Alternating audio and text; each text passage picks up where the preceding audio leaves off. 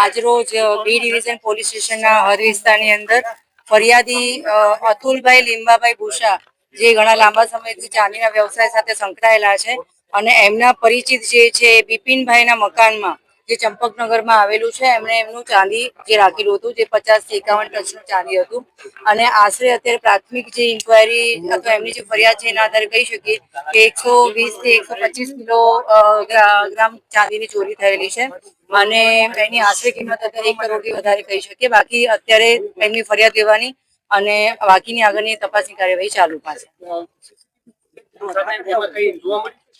અત્યારે CCTV footage જે છે એને ચેકિંગ કરવાનું ચાલી રહ્યું છે. ના અત્યારે હું હાલમાં ના કહી શકું, અત્યારે તપાસ ચાલુ છે. લગભગ 1.5-2 કલાક પહેલા જ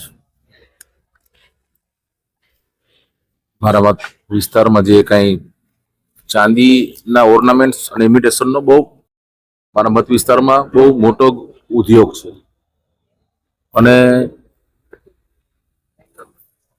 સવારના જ મને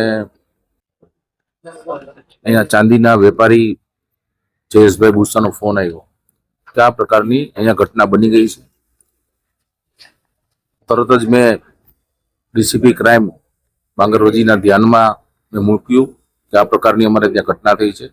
તેઓ પોતે ક્રાઇમ બ્રાન્ચની જે પીઆઈ છે ગોંડલિયાજી અને એની સમગ્ર ટીમ બી ડિવિઝનની ટીમ તરત જ આવી અને જે કાંઈ એમને પ્રાથમિક તપાસ કરવાની હોય, એફઆઈઆર કરવાની હોય, આજુબાજુના જે કાંઈ એમના સર્વેલન્સ અને જે કાંઈ સિસ્ટમ હોય પોલીસ એ કાર્યવાહી કરી રહ્યા છે. અને લગભગ 100 ત્યાં સુધી મારા ધ્યાનમાં થોડું ઘણું આવ્યું છે ત્યાં સુધી 140 કિલો જે ઓર્નામેન્ટ છે ચાંદીના તૈયાર દાગીના એમની ચોરી થઈ છે.